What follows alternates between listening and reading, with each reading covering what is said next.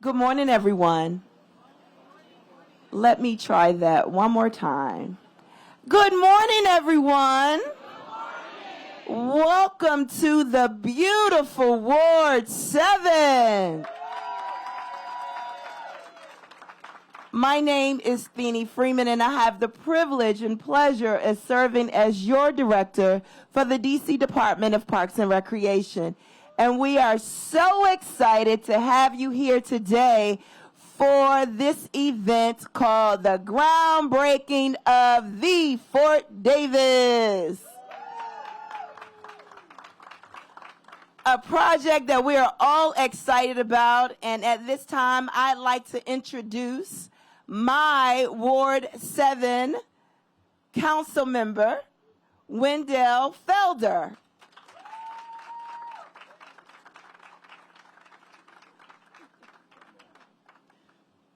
Thank you, Director Freeman. Can everyone hear me? Well, good morning, everyone. Welcome to the best ward in the District of Columbia. My name is Wendell Felder, and I have the pleasure of serving as your Ward 7 council member. First, I would like to take a moment to thank everyone who made this possible, starting with our community leaders. I see Rick Jackson in the audience. I see ANC Commissioner Ashley Snyder, Sidor. I also want to acknowledge ANC Commissioner Rhetoric, as well as Commissioner Emeritus Linda Green for their unwavering commitment to this community. I would also like to thank the teams at the Department of Parks and Rec, as well as the Department of General Services for their leadership and partnership throughout this process. Today is a special day. This groundbreaking isn't just about a new recreation center. It's about building opportunity, connection, and hope. For far too long, neighbors across Ward 7 have waited for the same quality of recreation spaces as other parts of the city. Today, we're delivering on that promise. When this recreation center is completed, it will be a safe haven for our young people to learn, play, and grow. It will also, you can clap for that.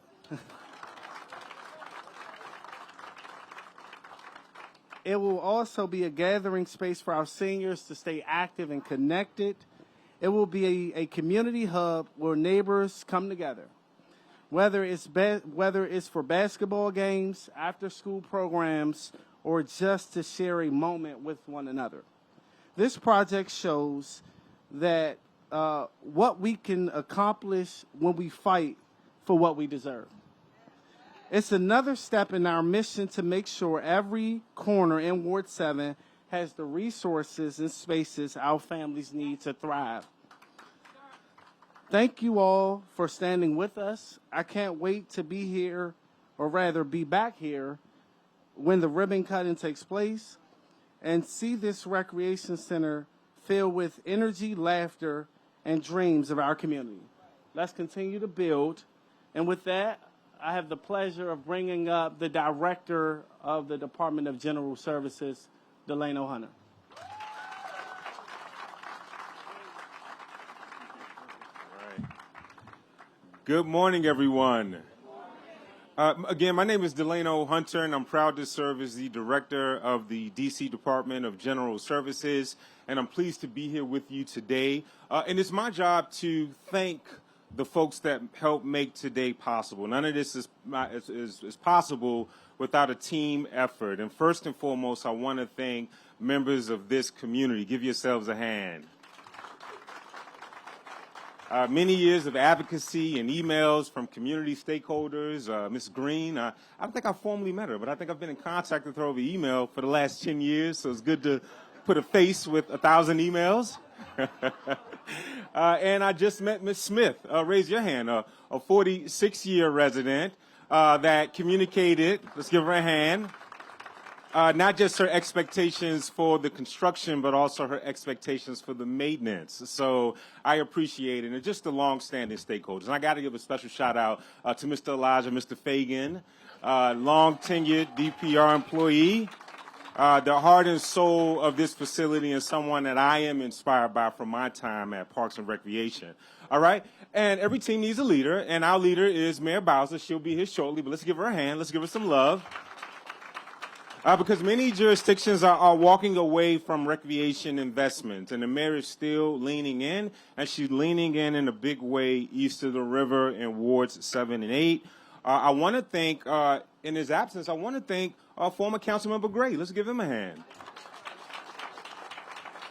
He has been a consistent advocate for Ward 7. I want to thank our current council member, my friend, Councilmember Felder, for hitting the ground running and being a consistent voice to ensure that we deliver projects like this with purpose and accountability. I want to give a hand to my colleague in Recreation, Director Freeman, for her work. Let's give her a hand. Brent, Peter, Tommy, and a phenomenal team. I want to acknowledge my colleagues. If you can raise your hand to be recognized. Sean Cox, our program manager. All right. Thank you so much. Also want to thank Osei and Margaret. I believe that they are here. And also want to thank our colleagues for this wonderful and very thoughtful design. If you're a part of the Perkins Eastman DC team, please raise your hand to be recognized. All right. They're phenomenal partners, and we know that we're going to deliver at a high level here. Also want to thank the joint venture of Blue Sky and Coakley Williams. Please raise your hand to be recognized. All right, I see you. Thank you. Thank you. Scotty Irvin has been a great partner. I just texted him last night about a different project, and they were very responsive. So thank you to the wonderful team at Blue Sky and at Coakley Williams. So today we celebrate this $27.5 million investment in Ward 7 that reflects our shared commitment to revitalizing public spaces and delivering state-of-the-art facilities that meet the needs of every resident. Today's groundbreaking sets in motion the Fort Davis Community Center, expected to be completed in February of 2027, and a place that we can be proud of that was shaped by the voices of Ward 7 residents. Once complete, the Fort Davis Community Center will double in size, and also it'll have new amenities, including the full-size gym, a state-of-the-art commercial kitchen, an elevated indoor walking track, a teen lounge, a computer lab, and flexible spaces designed for a wide range of uses. Outdoor, across this nearly 5-acre campus, will be improved with new places for residents to play and enjoy. And this is just one of many investments in Ward 7 as it relates to recreation. Just down the street, we'll be cutting the ribbon on a brand new Fort DuPont Ice Arena later this summer. This is all right. Finally, I hear. That's right. We're really excited about that. On the heels of investments at Joy Evans, to come, Hillcrest, and a number of exciting projects. And then also the DPR Sportsplex at RFK soon come. Really excited about that. So this groundbreaking marks more than the start of construction. It marks the beginning of a renewed connection and opportunity. We're really excited about the CBEs to date. This project has had 80% certified business enterprise participation. That's DC-based businesses. That's district residents completing this work. I'm really excited about. So there's so much to celebrate. So to take us deeper into the program, we're going to bring back Director Freeman, and she's going to cue up the mayor. So thank you all.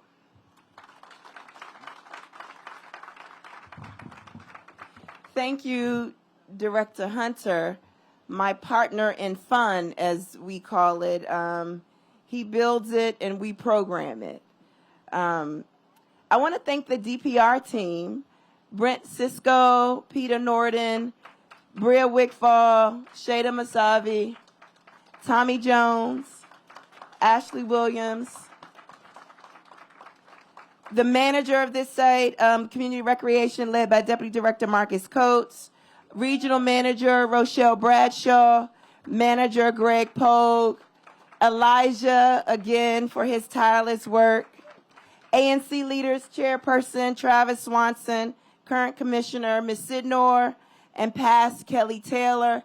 I have to thank the community champions. Yes, I'm looking at you, Ms. Linda Green. And I know that Director Hunter said he has 1,000 emails, but I have 2,000 in all caps. I want to thank Barbara Morgan and also Johnny Rice, who are also committed to this community and have tirelessly advocated, and I saw Michael Grant somewhere out here as well. Every community needs a champion, and Fort Davis has many. The community has been asking for this. There you go. Thank you. So today we're putting shovels in the dirt. We're starting something new, something that some would say is long overdue, something that reflects the voices of the community and the people who live here. We held 6 community meetings. Now, what I'm especially proud of is that there were 2 community meetings dedicated to young people. We wanted to hear the voices of youth who will utilize this space when we are gone and who will become the Linda Greens and the Barbara Morgans. We have to teach them how to do that. So that's the thing that we're extremely proud about, because we're not just checking boxes. We're building trust. We're going to see a rise in this community as a design, and we're truly excited about that. Our senior said loud and clear, we need space to move. We want to stay sharp. We want to stay connected. I call them teenagers for a reason. No matter the season, no matter the reason, no matter the weather, there will be a place to stay active right here at Fort Davis. Our young people, again, they told us what they wanted. They said, we want a lounge, a teen lounge that feels safe. We want a game room. We want a dance studio. And we want pizza. So we bought that too. The community, I love, of course, the beautiful Ward 7. And today is really special. I get to introduce a rec baby who, her and Linda Green really are the same person, except she doesn't send me emails, she sends me text messages. Good morning, Fort Davis community and community leaders and honored guests. My name is Chelsea Everett. My family has history within this community. Not only did my grandmother raise my mom and aunt in this community, my mom chose to raise me and my siblings in this community. Fort Davis is special to me. I grew up in this rec, and I am a proud rec baby. Many of my best childhood moments happened in this rec, and I'm excited about many memories to come. This center holds a deep personal meaning for me. My sister, Brittany Everett, is memorialized with the bench in the park. I am grateful for that. Her memory will continue to be a part of this space. First, I would like to say thank you to the contractors and Mr. Tommy Jones for the community engagement. But I also have a special thank you to Director Thiene Freeman for making sure the youth have a seat at the table.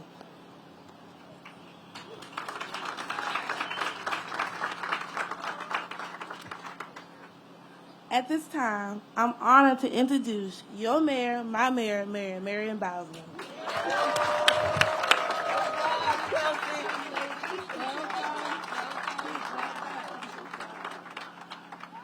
Well, good morning, everybody. It is just wonderful to be here at Fort Davis. Let's give Chelsea a big round of applause for being a great representative of the community and DPR. I just met our original Fort Davis director. Let's give this young man a big round of applause.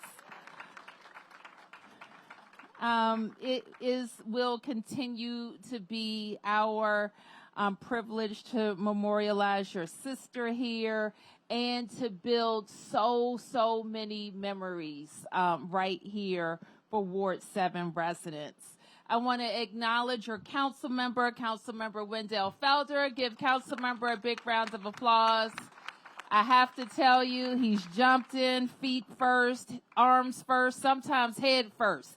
To represent Ward 7 down on the council. And I'm going to tell you, he's the hardest working one down there. When he's not downtown, he's in Ward 7.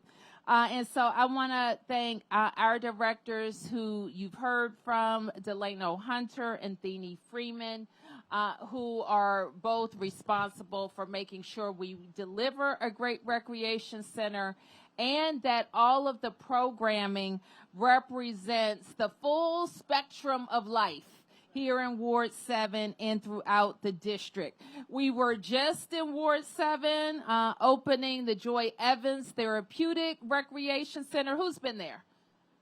Okay, okay. I need to see some more hands go up. It is the premier recreation center. Delano calls it the pool that's actually a hot tub.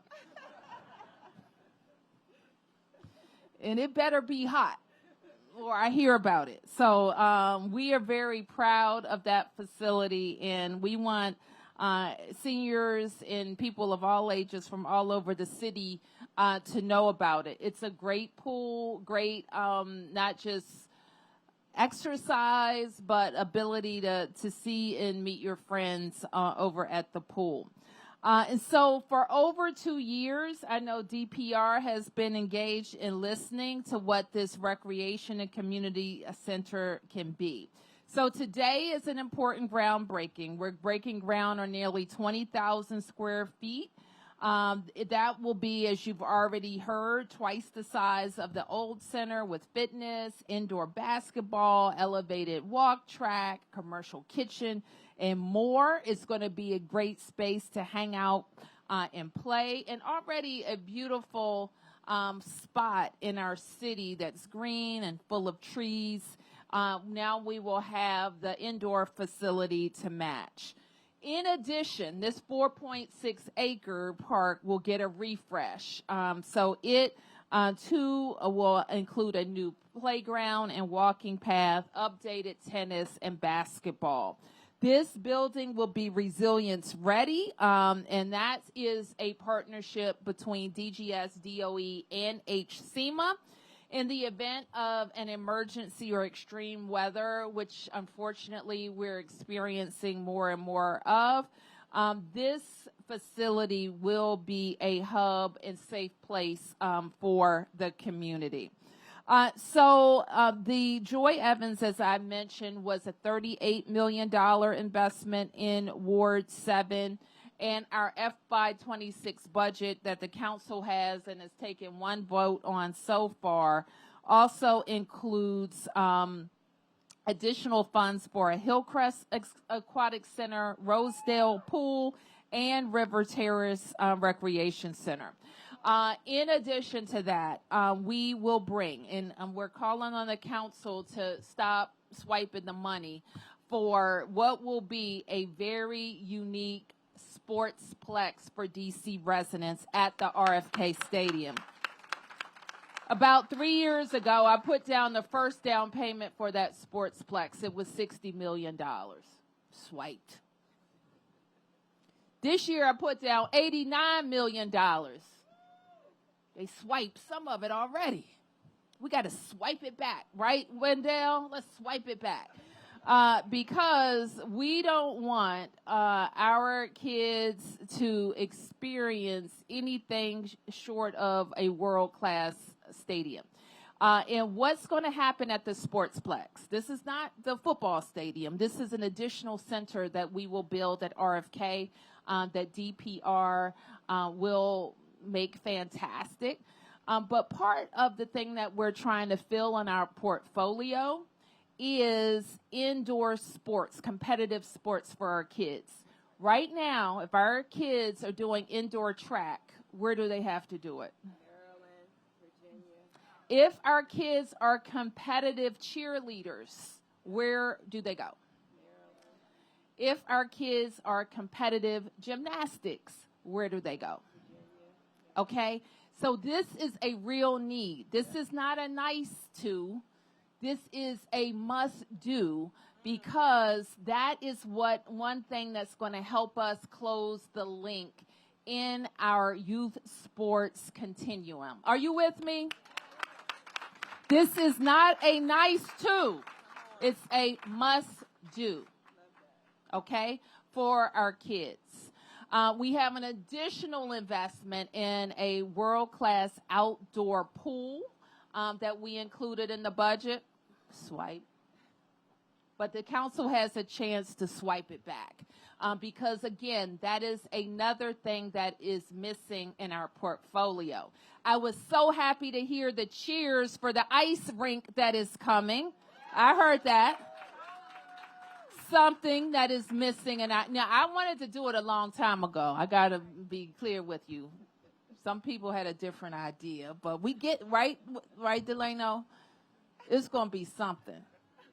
I got to tell you, though, people are going to come from all over the city and the region to go to our Ward 7 ice rink, and that's okay. Just make sure we have a priority, okay? We got to make sure our kids have a priority, and they're learning how to ice skate. They're learning other competitive ice sports, and that's going to be super important as well. So this is shaping up for some real nice investments for Ward 7 in the community. This is what I know, that no matter where you live in Washington, D.C., people want the same things. They want great schools, great neighborhoods, safe and affordable housing, great transportation, and opportunities for themselves and their families. So that is my commitment, and I'm looking forward to working with Councilmember Felder and everything that's necessary to do in our budgets and everything that is necessary to do with our agencies. So thank you for your commitment, Ward 7, and I look forward to cutting the ribbon here real soon. Down. 5, 4, 3, 2, 1.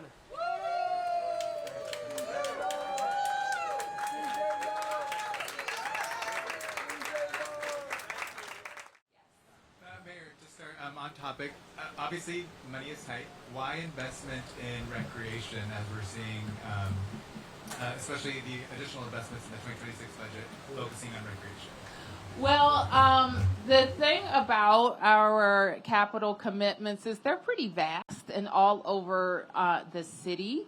And let me remember the exact number of our 6-year capital plan. I'll confirm that with you. I have a lot of numbers twirling in my head. $10 billion in our capital budget for projects across the city. About $2 billion of that are all schools. It's a good bit of that are recreation centers, bridges, streets, sidewalks. So there are certain things that cities like ours, big cities that have high levels of amenities, have to have. And we have been on a long march for the last 15 years to update our facilities. And so this is one such investment. And a follow-up on your favorite topic, RFK. Mayor, there's been a composite of recommendations that have been released by Ward 7 residents. Some of the issues that were also reflected in the council study about just traffic and how they're going to deal with that. As we're getting, closer to a potential vote, what is your message to constituents as they're kind of seeing ahead of these issues that they're concerned about, specifically, traffic, congestion, parking in their neighborhoods? What do you say to them as they provide feedback? Well, we have a traffic study. We have probably 30 years of looking at the RFK site with the Anacostia Waterfront Initiative. So there's nothing about that site that surprises us, including how an NFL team would operate there. Because the NFL team did operate there. And since then, we have added a lot more transportation and transit options. People in D.C. are among the highest users of alternative transportation. And so we are going to work with all the operators to make sure that there are easy ways in and easy ways out. I will say that we have also learned a lot in the intervening years from how the Cap One Arena operates and Nats Park operates in terms of the public support that's needed to help people move in and move out. And we will look at the movements related to RFK in a similar way to make sure we have the right number of police, make sure we have the right amount of DPW, including tow enforcement. Make sure we have the right number of traffic guards. Make sure we've timed the lights correctly so people can move in and out. Make sure the trains are running on time. Make sure we have corrals for bicycles. Make sure we have a place for rideshare vehicles. All the things that make up a robust traffic management plan. It will be on 10 at RFK. Yeah. Peace and blessings, Yeah. Madam Mayor. Earlier, in your comments, you alluded to the extreme weather that the rec center would protect residents against. In your budget proposal, you wanted to eliminate, if I recall correctly, the net zero requirements that were installed in response to that. I'm just curious as to what was the thought process behind doing that as it relates to construction of buildings in D.C.? Yeah, we have found that the net zero requirements are adding cost and not adding as much value as we thought. And Delano will better describe this than I can because he's looking at these projects each and every day. And when I say not adding as much value, this is what I want the director to talk to you about. We can get a building like Rumsey Pool up to LEED Gold, which has a huge amount of environmental benefits, and I can't quantify it, but I would say maybe 90% or 95% of the environmental benefits that we're seeking. Yet that's not good enough with net zero. Net zero wants to get to zero. And the difference between earning that, let's say, and I'm just kind of using round numbers, that 95% of the environmental benefit that we want and the 100% could be twice the cost of the project. And so we have to be able to think about those things. Another thing that we're very concerned about, especially as it relates to pools, is net zero would require us to do something with pool construction that nobody is doing in the country. And it would mean extraordinary cost of construction. But more than that, what we've learned when we have unique facilities that nobody else uses, the cost of maintenance and keeping them open is even higher. So I don't want anybody from Ward 7 calling me and saying, why is this building closed that you just built?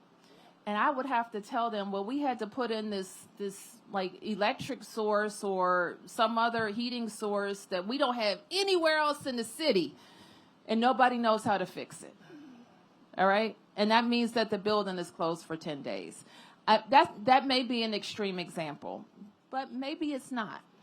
And so that's what I don't want anybody to think that we're not for sustainability.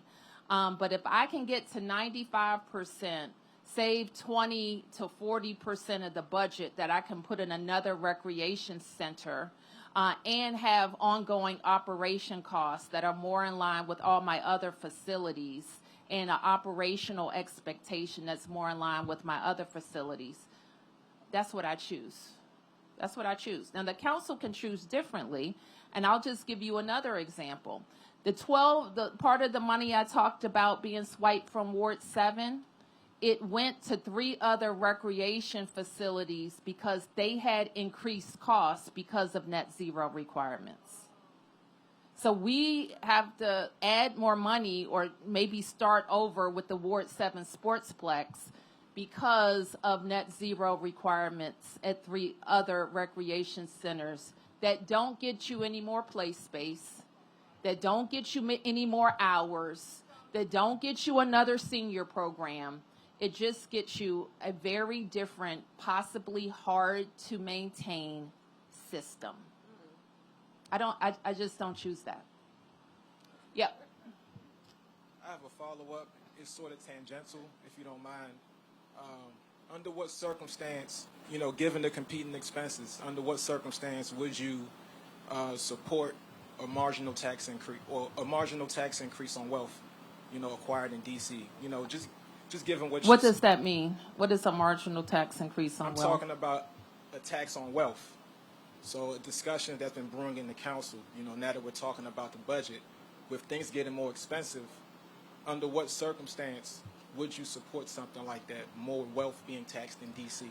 I don't support any tax increases in this budget.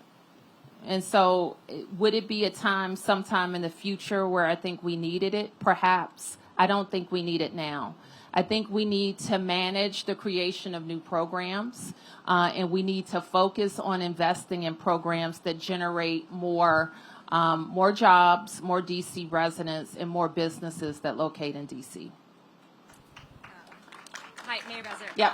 We've been hearing from multiple sources this morning that Chairman Mendelson and the commanders have reached an agreement for some revised terms for the stadium deal, such as increased taxes on parking at the stadium, as well as changing where the money from the meals tax would go.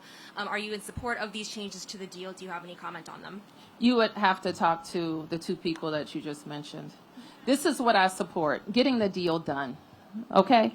In every economic development deal, there are adjustments to terms, every one of them. I've been doing this for 15 years. And what's not okay, though, is delaying for delaying's sake. If there's something that needs to be changed, let's change it. Let's change it. Something that needs to be changed, let's change it. And vote. So you didn't mention the other rumor, since we're in the rumor business right now. The other rumor was that they're going to vote on it next Friday. And I think that would be a great idea. Yep. Mayor, we heard the director Freeman and I believe Chelsea talk about this providing a safe space for teens. So we know investments like this are happening for our youth. We've talked about Secure DC, the Peace DC, the curfew, but we still have a 1-year-old shot outside of their house on Monday. So what other options are there for keeping kids, people safe in DC? I don't know what the connection is between what you're saying and what we're talking about today. Just what else? Obviously, we see all these investments happening for keeping kids and people safe, but we're still hearing of young people being shot in D.C. So I didn't know if there's any next Well, steps. you hear about young people being shot everywhere. So I don't want to make this a D.C. specific question, although it's outrageous. It's outrageous that somebody would shoot indiscriminately at a crowd or into a building or into a car. That's indefensible. There's no excuse for that. And so what we have to do is find that person, whoever is responsible, and make sure they never have the opportunity to do it again. And that's what we have to stay committed to.